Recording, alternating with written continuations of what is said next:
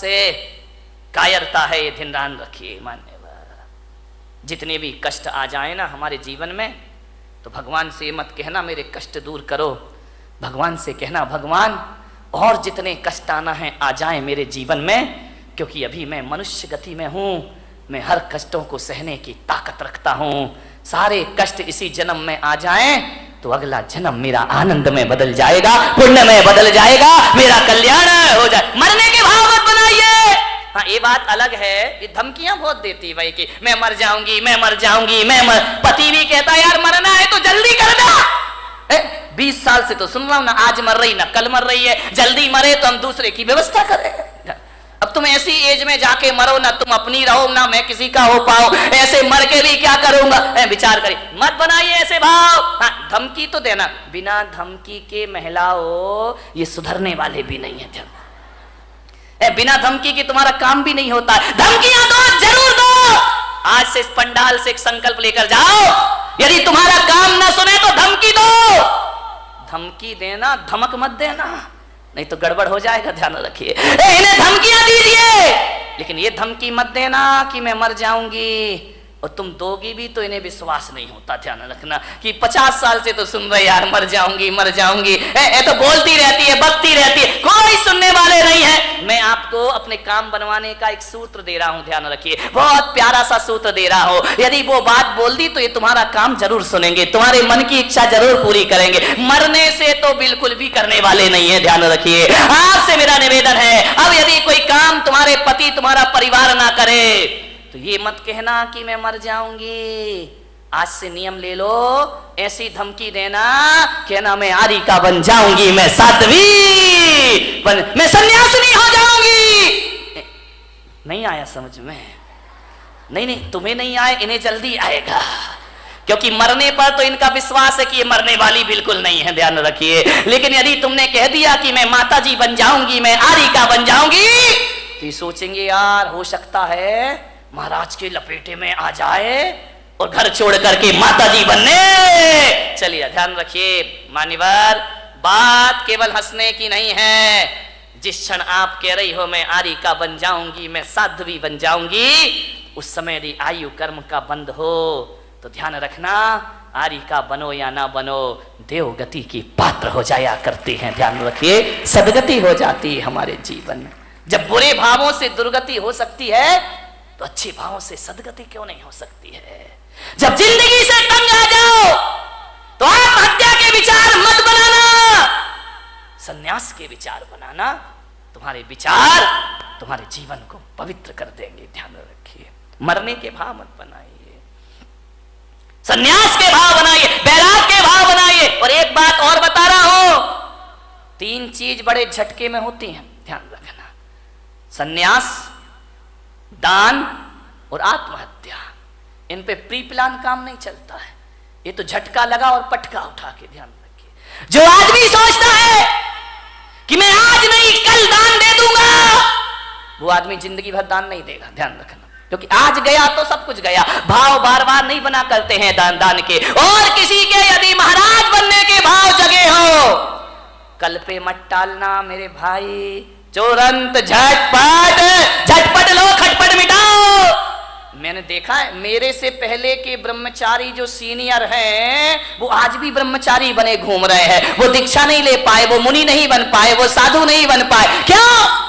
पुराना हो गया सन्यास, पक गया सन्यास। अब दीक्षा के भाव ही पैदा नहीं हुआ करते हैं, अब उनके भाव ख्याति लाभ के हो जाया करते हैं। विनयी महाराज बने, जब अपनी पूजा हो रही है तो महाराज बन गए, क्या करेंगे? ध्यान रखिए, विद्वान कभी दीक्षा नहीं लेता, पंडितों ने कभी दीक्षा नहीं ली, सन्यास नहीं लिया, ध्यान रखना। ये दूसरों को सन्यास दिलाते हैं, खुद का नंबर आता है तो खुद पीछे हो जाया करते हैं। एक पंडित जी मुझे मिले, अब वो इस दुनिया में नहीं है। उनकी जब पहली बार मुझसे मुलाकात हुई, उन्होंने कहा कि जब मैं ब्रह्मचारी था, उन्होंने कहा कि भैया जी मैंने 150 पंच कल्याणक करा दिए।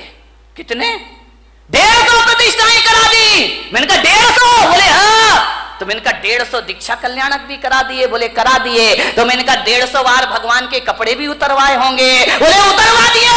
मेरे जैसा विद्वान नहीं। मैंने कहा पंडित तेरे जैसा मूर्ख नहीं है। बोले क्या? मैंने कहा 150 बार भगवान के कपड़े उतरवाए, तुझे अपने उतारने की एक बार भी सुध नहीं आई। और मैंने कहा पंडित मैंने एक भी प्रतिष्ठा नहीं कराई, लेकिन एक बार देखी और मेरे कपड़े अपने आप उतर जाया करते हैं। विचार करिए, सोच विचार नहीं। आचार्य विद्यासागर जी महाराज, उनकी दीक्षा हुई। महाराज अजमेर में थे, नई नई दीक्षार्थी थे, नई नई दीक्षा हुई थी। बड़ा प्यारा प्रसंग है उनका। और जब उनके पास एक विद्वान पहुंचा, विद्वान ने देखा महाराज की आदत है, नेचर में है, स्वभाव में है, कोई बनावटी जीवन नहीं है उनका, ध्यान रखिए, सिर उनका झुका रहता है, शुरू से ही झुका रहा, कभी नजरें उठाकर नहीं देखे। पंडित गए, विद्वान गए, पोथी पत्रा लेकर, महाराज महाराज कुछ नहीं बोले। क्या बोले? हमारे जैसे हो तो बात भी कर ले, वो तो बोलते ही नहीं। गए, बोले महाराज, उस समय नए नए दीक्षार्थी थी, नई नई दीक्षा हुई थी, 23-24 साल के रहे होंगे महाराज। उन्होंने कहा कि महाराज नंगे हो गए, कपड़े उतार दिए, कुछ शास्त्र मास्त्र पढ़े हैं कि ऐसे ही आगम पढ़ा है? महाराज कुछ नहीं बोले। अरे समय सार पढ़ा है? महाराज कुछ नहीं बोले। बोले बस कपड़े उतार के बैठ गए, रोटियां मिल रही हैं समाज की, आराम से जय जयकार, ख्याति लाभ। समय सार पढ़ाया आपने? जब 3 बार उसने बोला तो महाराज ने कहा अब तो जवाब देना जरूरी, अब बहुत ज्यादा पानी सर से ऊपर हो रहा है। उन्होंने कहा बोलो पंडित जी, क्या बोलना चाहते हो, क्या पूछना चाहते हो? उन्होंने कहा समय सार पढ़ा है। महाराज ने कहा तुमने पढ़ा है? बोले हाँ। बोले कितनी बार? बोले 108 बार। बोले 108 बार समय सार पढ़ लिया? बोले पढ़ लिया। आचार्य से पूछा आपने पढ़ा है? महाराज ने कहा पंडित जी हमने तो 108 बार नहीं पढ़ा है, हमने एक बार पढ़ा और कपड़े उतर गए, और तुम 108 बार पढ़ रहे हो और आज तक कपड़े उतारने की सुध नहीं है, आज तक संन्यास की बात नहीं आ रही। क्या पढ़ा है तुमने? हमने एक बार पढ़ा और जिंदगी बदल गई। तुम जिंदगी भर पढ़ते हो और तुम्हारे जीवन में कोई परिवर्तन नहीं हुआ करता है। ध्यान रखिए, संन्यास झटके में होता है। जिस दिन भाव बने तुरंत फुरंत, प्री प्लान नहीं, आज नहीं। कई हैं लेंगे महाराज बुढ़ापे में दीक्षा ले लेंगे, अभी क्या पढ़ा बाद में ले। एक बच्चा मेरे पास आया, बोले महाराज मैं दीक्षा लेना चाहता हूं, आपके साथ चलूं? मैंने बच्चे को देखा, छोटा सा बच्चा था, बोले आपके साथ चलूं? मैंने कहा पक्का बता? बोले हाँ पक्का, मैं ब्रह्मचारी बनना चाहता हूं। बाजू में दादाजी खड़े थे 70 साल के, बोले महाराज इसकी बातों में मत आना। मैंने कहा क्यों, क्या हो गया? अरे बोले क्या पागलपन की बातें, ये इतना सा बच्चा कह रहा कि संन्यास लूंगा, दे मत देना महाराज। मैंने कहा क्यों? बोले छोटा है। मैंने कहा दादाजी तुम बड़े हो गए, तुम तो हो गए 70 की, अब तुम चलो। बड़े जाते नहीं, छोटों को जाने नहीं देते, अब करें तो करें क्या, विचार करिए। पहले का वो जमाना था, एक सन्यास लेता था तो उसके साथ 4-4 हजार लोग दीक्षा ले लेते थे। आज एक दीक्षा लेता है तो 4000 रोकने को खड़े हो जाते हैं कि काय को ले रिया है, पंचम काल है, क्यों बर्बाद कर रहा है, मत ले दीक्षा। बाहरे जमाना, जब बच्चा बिगाड़ते हो तो ख्याल नहीं आता, बिगड़ जाता है तो फिर महाराज तुम्हें याद आते हैं। ध्यान रखिए, सन्यास झटके की चीज, झटके की चीज। मन में भाव जगे, घर छोड़ देना। एक बात ध्यान रखना विठल भाई, विठला, घर, तुम ज्योतिषाचार्य हो ना, घर प्रवेश का तो मुहूर्त होता है। किसी ने मकान बनाया, वास्तु का मुहूर्त होता है, घर प्रवेश का मुहूर्त होता है, लेकिन किसी ज्योतिष ने घर त्याग का कोई मुहूर्त बताया है क्या? ध्यान रखना, घर प्रवेश का मुहूर्त है लेकिन घर छोड़ने का कोई मुहूर्त नहीं हुआ करता है। जब तेरी डोली निकाली जाएगी, बिन मुहूर्त के उठा ली जा। घर छोड़ने का कोई, जिस दिन घर छोड़ दो वही शुभ मुहूर्त हुआ करता है, इससे ज्यादा शुभ मुहूर्त दुनिया में कोई दूसरा। सन्यास के भाव आए तुरंत ले लेना, देर मत करना, कल पर मत डालना, आज ही कर लेना, अभी कर लेना, छोड़ देना घर। ध्यान रखिए, मान्यवर, दान तुरंत, भाव बने तुरंत बोलो।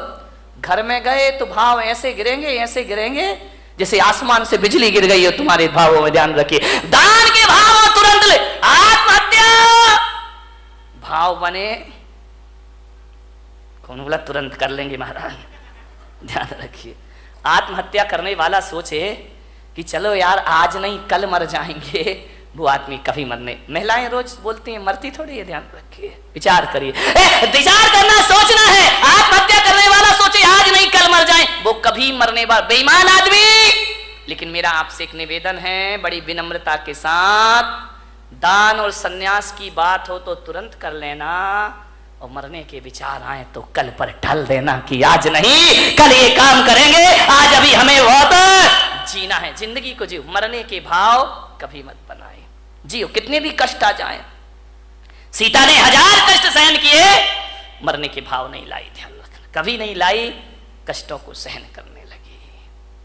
मैना ने, राम ने, बुद्ध ने, महावीर ने, पारसनाथ ने 1000 कष्ट सहे, लेकिन मरने के भाव उनके अंदर कभी नहीं आए। जिंदगी को पूरी जिंदा दिली से जियो। मैं अपने जीवन की घटना बताता हूं। जब मेरा 2003 में चतुर्मास 3 या 4 में इंदौर में हुआ, और जब मेरा चातुर्मास इंदौर में हुआ, मेरे दोनों घुटने खराब हो गए। मुझे सीढ़ियां चढ़ने में परेशानी होती। लोगों ने, डॉक्टरों ने कहा कि आप आहार में सीढ़ी मत चढ़िए, नीचे कमरे में आहार लीजिए। एक पूना के डॉक्टर थे, डॉक्टर संचेती करके, घुटने के मास्टर थे, अब हैं नहीं मुझे नहीं मालूम। उनसे मेरी जांच हुई पूना में, MIR कराई घुटनों की। उन्होंने कहा घुटने खराब हैं आपके, इन्हें चेंज करना पड़ेगा। मैंने कहा उस समय मैं कितने साल का रहा होऊंगा, 35, 36, 37, 38 साल का। उन्होंने कहा आपके घुटने चेंज होंगे। मैंने कहा घुटने चेंज होने का मतलब है ऑपरेशन, और ऑपरेशन का मतलब है इस्तीफा, रिजाइन तो देना ही पड़ेगा।